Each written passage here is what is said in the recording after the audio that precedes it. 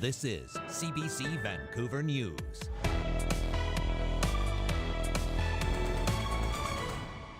He created the beginnings of her downfall. The family of a BC teenager who took her own life after being tormented online speaks to the man convicted of extorting her. The smell was awful. You came out of the shower feeling dirty. How construction on the Sightsee Dam has left one BC community without drinking water for months. This brown marmorated stink bug is a bad stink bug. And pungent warning. The province wants you to be ready for stink bugs.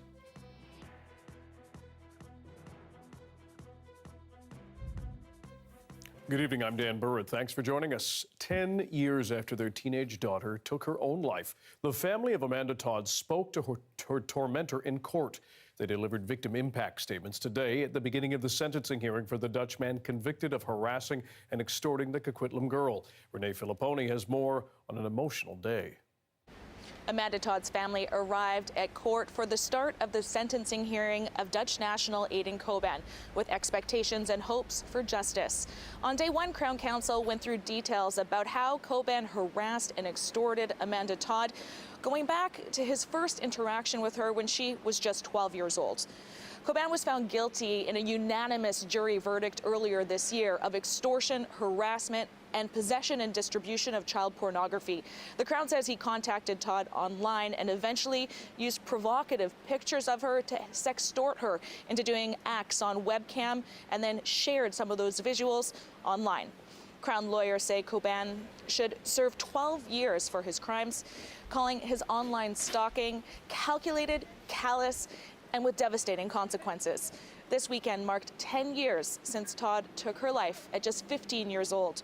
Her parents read victim impact statements in the court. Her father, Norm, saying it's hard to put into words how it feels to lose a child, especially in a way that is diabolically aggravating and completely preventable. Her mother, Carol, spoke about the milestones Amanda will never see, and that it's her voice we must continue to use, as she was the one that made the world acutely aware of the atrocities that happened to her. I hope that he heard about how it felt for me to see what Amanda had gone through with the trauma of what had happened to her between 2009 and early 2012, and ultimately didn't think that it was worth living. Before his extradition to Canada, a Dutch court sentenced Coban to nearly 11 years for fraud and blackmail involving 39 victims, some of them young girls. He has been in custody since 2014. The Crown says if he is returned to the Netherlands, which is likely, it will be up to a Dutch court to determine how this new Canadian sentence will be converted and whether the two sentences will be served concurrently or consecutively. The hearing is scheduled to last most of the week. Renee Filipponi, CBC News, New Westminster. A major shakeup at Beleaguered Hockey Canada today. Growing outrage has led to the resignation of its CEO and the entire board of directors over the agency's handling of sexual assault allegations. Ottawa says this serves as a warning to other groups. I'm going to review the entire funding system. So all the organizations that receive federal funding are going to have higher expectations in regards to governance, transparency, prevention of abuse and maltreatment in sport. This follows the resignation of Andrea Skinner as interim chair of the board 3 days ago. The upheaval started in May when it was revealed Hockey Canada had paid a settlement to a woman who claimed she was sexually assaulted by 8 junior players in 2018. It's been recently revealed that the organization maintained a fund that paid for uninsured liabilities, including sexual assault and abuse claims. That fund was funded in part by minor hockey registration fees. The Prime Minister is applauding the changes. Well, I think seeing the entire board and the CEO step down is an important step forward, but there's a culture to change. There is an awful lot of work to ensure that the structures and systems that Hockey Canada has in place protects employees, protects Canadians, protects our kids as they play hockey. There's work to do to transform the culture at Hockey Canada, but today was an important first step. Now, as a member of the national organization, BC Hockey says it has been calling for change. But as Leanne Young reports, local players and participants say they're disappointed their call for action took so long. Hitting the ice is ritual for these young players and their coach. But what's happened at Hockey Canada has shaken everyone to their core. Basically every program, including minor hockey, is connected through Hockey Canada. And those are who you're kind of looking for leadership and advice and support. Hart believes the national leaders should have stepped down sooner, and BC Hockey should have disassociated from the national organization with a strong statement, much like its counterpart did in Quebec, Ontario, and the Maritimes. It's gone on long enough that everyone else has said something. You should probably come out and say something. 6 days ago, BC Hockey released a statement that was short and vague, reading in part that they continue to monitor the challenges in our game and all of the developments of the recent months. It drew outrage from the hockey community. Didn't take the stand of some people and call for the resignation of the board.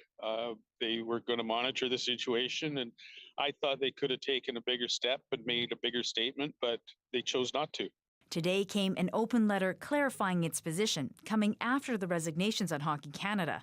Board Chair Stephanie White says they're in dialogue with the national organization. We put forth our opinion that there should be a change in leadership at Hockey Canada in the best interest of our game to move forward. White also addressed recent calls from angry participants to stop paying fees to Hockey Canada. But she says rather than be reactive, they are still considering options. Fees aren't due till mid-November. Experts say the whole debacle holds a lesson for everyone. Sometimes in hindsight, you think, how were these missteps possible? How were leaders blind to these issues? And having a more diverse leadership can really help. A shift at the top of hockey that will hopefully be the change the sport needs. If there's no repercussions and things, people aren't being reprimanded for situations, they just continue to happen. Leanne Young, CBC News, Vancouver.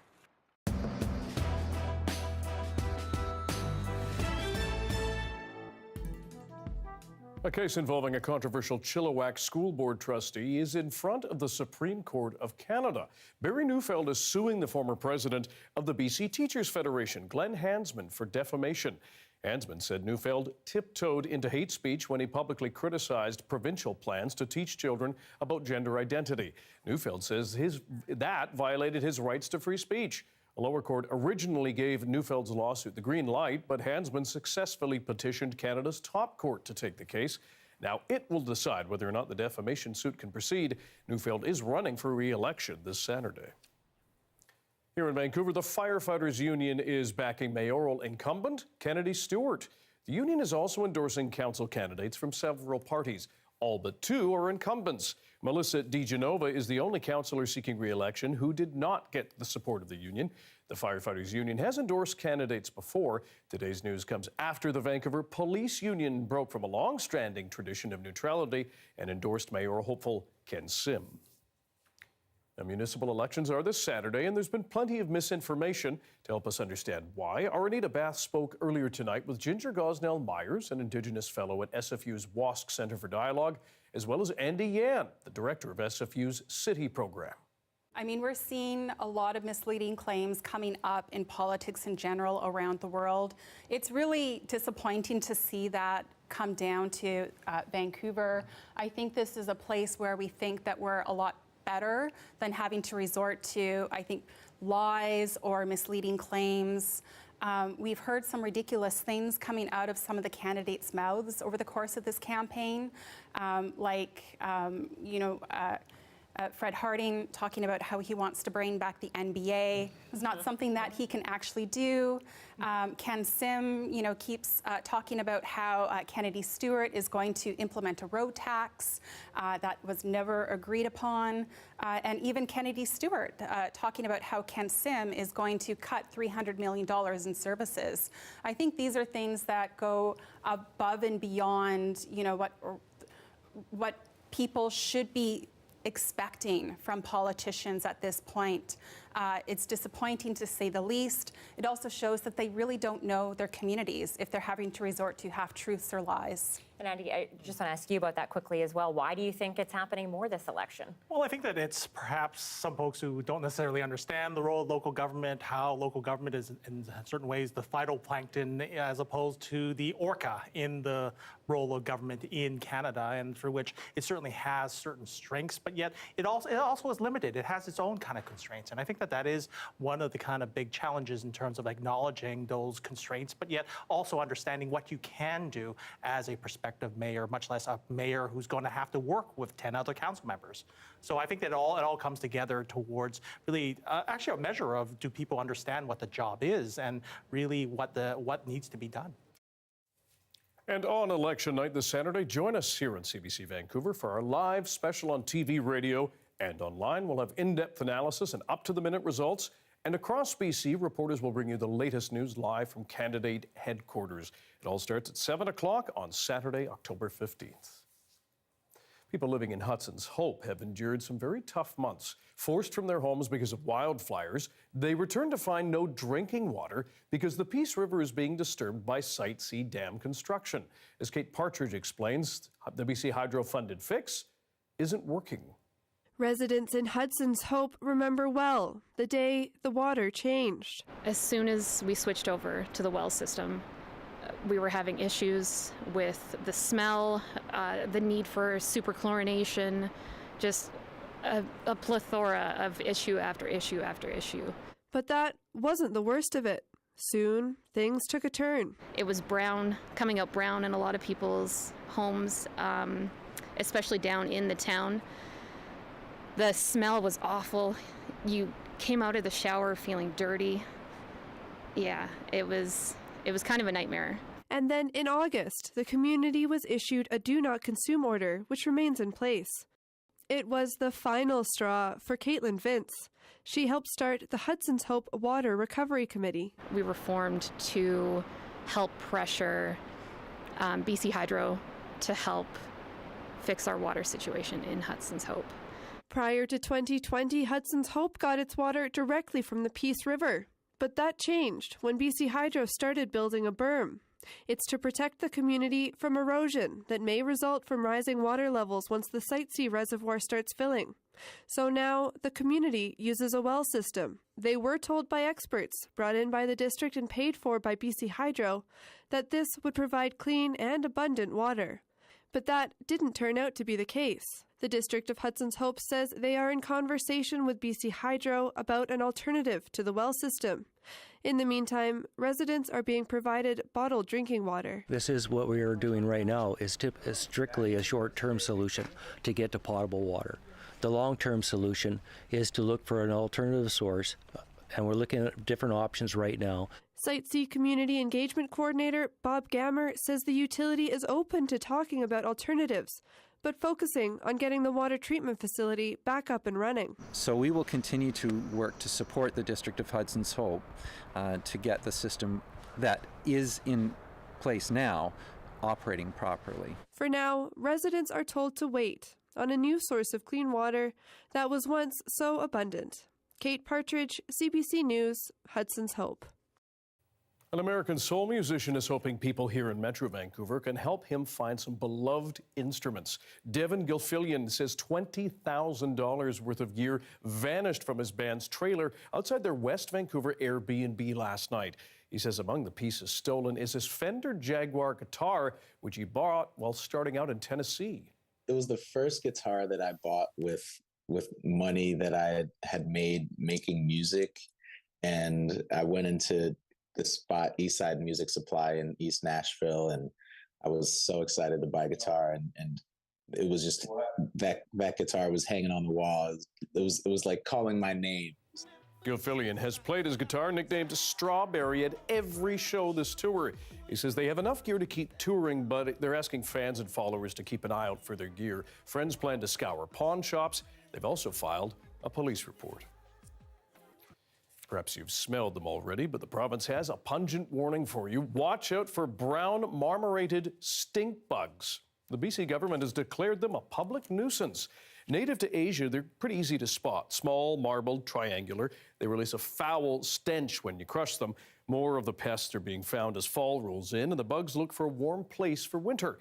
It's a growing problem across the province, threatening fruit and vegetable crops. There's more than 100 plants that the stink bug will feed on.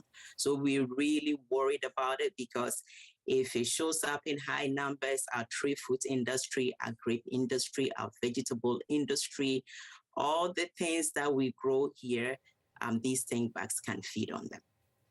Officials ask you not to report them anymore, just kill them. Or catch them in traps filled with soapy water. I can barely sell 1,000 tickets here. And it's interesting because I'm a local act, but. Why Vancouver doesn't have much of a hip-hop scene and what local artists want to change. Stick around for this.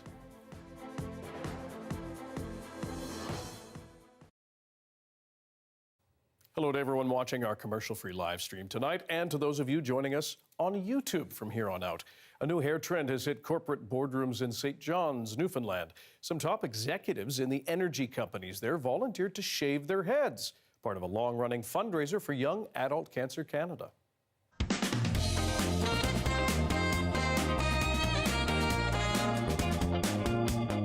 All right. Clippers are coming. Now, you can start those clippers and get it going. Personal choice how you want to do this, and you go at it however you feel comfortable. Look, oh yeah, she's starting from the back. Adair is right down the middle, no bones about it. This is the time when we tell you that there's no way to back out.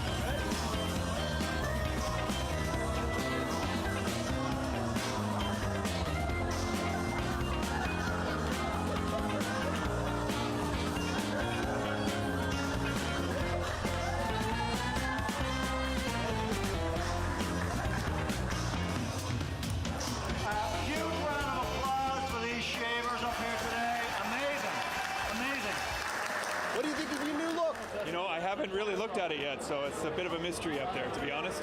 You want me to turn the viewfinder around so you can see yourself? Yeah, actually, let's do that. Turn it around. Here we go. There you go. Yeah, kind of like a. Let's go with Bruce Willis. I like that, very Bruce Willis. Yeah, that's what I'm going with. I haven't really seen it yet. Okay, you ready for a big reveal? What's that? Yeah. I'm going to turn the viewfinder around so you can see yourself. Here we go. What do you think? Oh my goodness. Wow. Manageable. It's manageable. In the context of what we're dealing with here, it's manageable. All right, there you go. Take a good look. What do you think? It's a different person, so I wonder what my wife would say. I have a very good explanation, so it's very easy for me to talk about the good purpose of doing this. How do you think this new look will go over at the next board meeting? Pretty good, I think. Most of those guys bald themselves, so yeah, should be fine.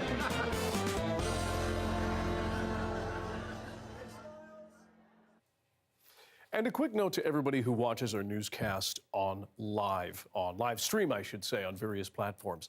Thank you to everyone who has been tuning in on Facebook all these years. We very much appreciate it. We wanted to let you know that starting tonight and going forward, we will be live streaming this program on YouTube from now on, as well as our website, cbc.ca/BC. The move to YouTube means you don't have to log into Facebook to watch this newscast, and you can easily watch it back if you can't join us live. Back in a moment.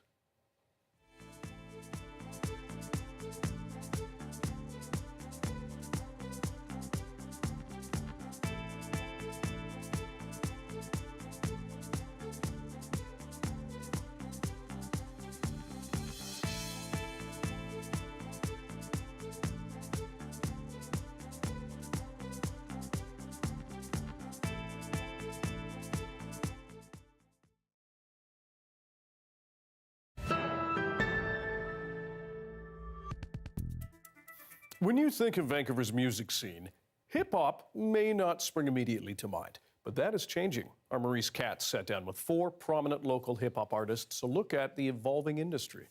All right, do you want to just start going from the top and start punching in block by block? Yeah, exactly. You know we out here, I'm out to take you all home. We just can't stop that. The beautiful thing about the city is that it fosters originality. And I think a lot of artists like coming from here, they have this like ability to just come up with something like brand new that has never been done before. You could put your hands up, baby, if you want it.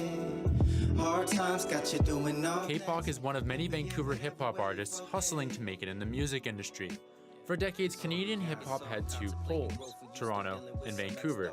But today, if you ask anybody about the Canadian hip-hop scene, the conversation begins and ends at Toronto. Like for instance, like I can sell like 2,000 tickets in Lithuania, God knows why, which is great, I love it. But I can barely sell 1,000 tickets here. And it's like, it's interesting because like I'm a local act, but it's like I really haven't deemed myself as a local act. Because back in the day, I think it's like, you know, it would have been way more like traditional to blow up in the city and then have the city rep you and then you go elsewhere. But I don't know. I mean, it's all work in progress. I really don't think anyone's repping Vancouver that hard. Yeah, like, that too. Really, like no one's like, and there. I mean, there's no Drake. There's no like, this is my city. You do a show in ATL and it's like all they do, the whole crowd is screaming ATL, ATL, and I'm like, all right, well, yeah. I wish we had like VAN, VAN.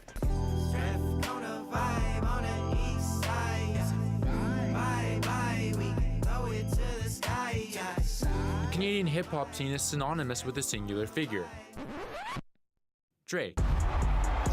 Because of him, Toronto is now one of the global heavyweights in the hip-hop world. We need Drake too.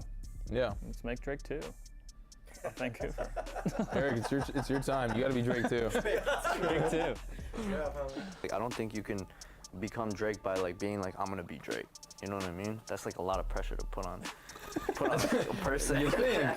Did the math. I'm baby Johnny Cash. My girl gon' throw it back. Damn, my life is in the mask. Get this. I was in Halifax, and the municipality put on a show and puts on a show every single Friday and Saturday for 16 weeks, and it's completely funded by the government, and it's just like exposing the audience and the community to cool music. And I was like blown away. I was like, Halifax has this? Like, why? Like, why are we buying golden bears and not investing in like culture? Jumping out the whip, shit cold. Watching my stepgram froze. Most my day spent alone. Same with my bro, he knows. All four of these artists are independent, meaning they don't have the financial backing of a record label. And the challenges of finding their own path towards success in Vancouver can be daunting. If you want to like network and like meet other artists, meet other like people in the industry, I think LA, New York, and like other places in like the States is probably like the best bet, even like Toronto. You know what I mean? But like just because the scene, there's no like labels here, there's no like network of like established groups of people. You know, like there are, but there's not many. It's like the same like 4 venues that people play at or whatever, and just like probably less now because they all closed. I'm a spray dead, money running thin, I'm really banking on my. Do you feel like the hip hop scene in Vancouver could be better to kind of bring up more young artists? Making studio time more affordable would probably help quite a bit. Like, I mean, that's why everyone records with like USB microphones, right? Like no one can come here and use this stuff. It's not even the studio space. I feel like the people there, you need to pay people to be in these positions of power for people to come in and like do the thing and make it affordable for artists. I don't mean to be rude, but dang, you looking good like you. He 102. You. The greatest artists we know is like, did they have like a bunch of money? No, they were like slanging or like had like some label or something behind them. So if you want to find like the unique, you know, like the diamonds in the city, you can't just make it accessible for a very select few, you know? Feel that cup. Wow. All right, sounds pretty clean. There is a live shot of Cambie Street and City Hall. Still sunny, still warm this week. Kuljeet will have your BC-wide forecast next and a new phrase for our recent weather. Stick around.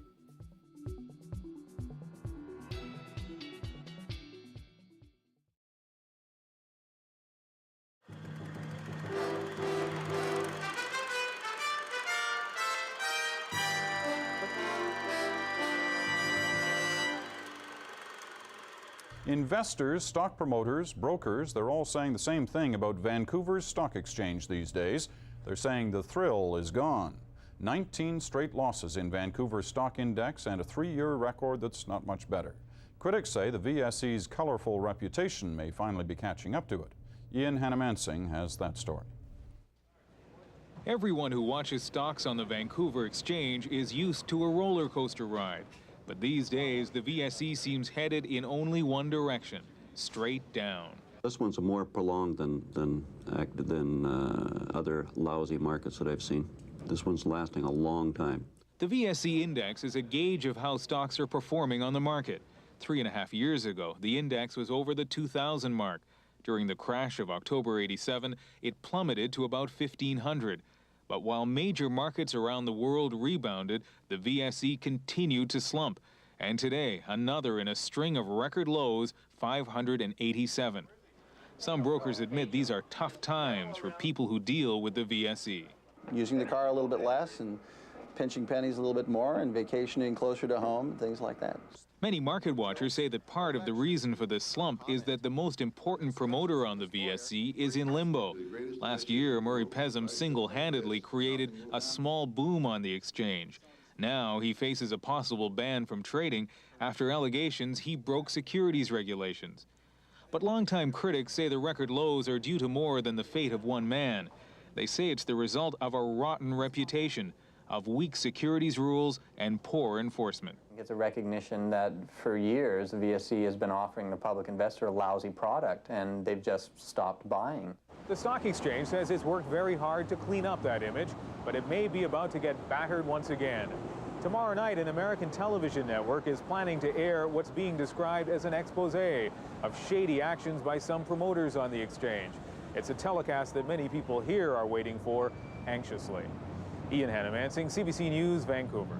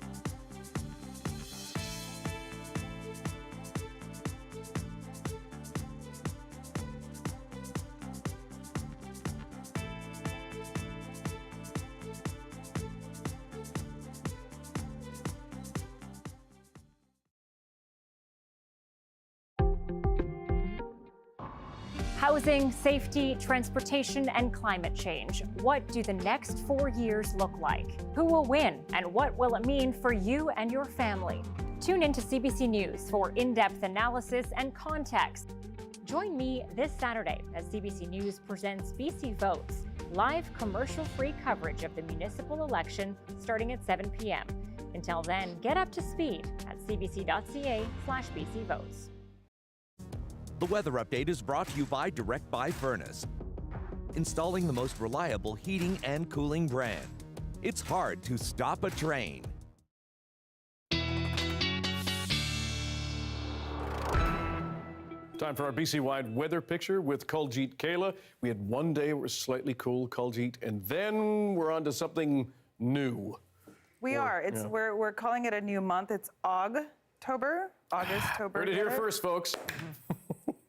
And the reason why that's happening is we have a high pressure system.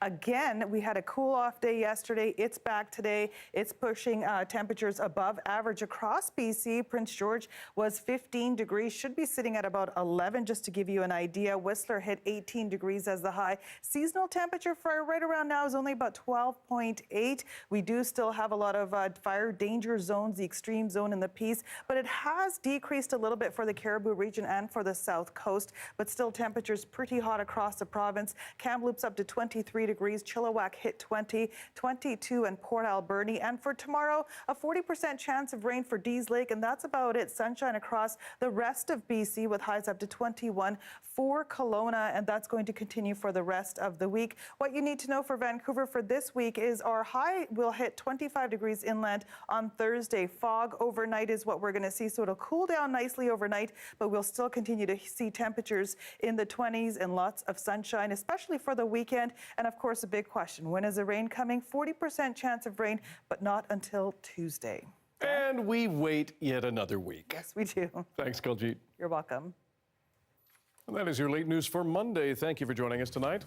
For news anytime, check our website, cbc.ca/BC. Your next local news is on the early edition on CBC Radio 1. That starts tomorrow morning at 5 o'clock. And I just realized I said Monday. I meant Tuesday. I'll get it right one of these days. Good night.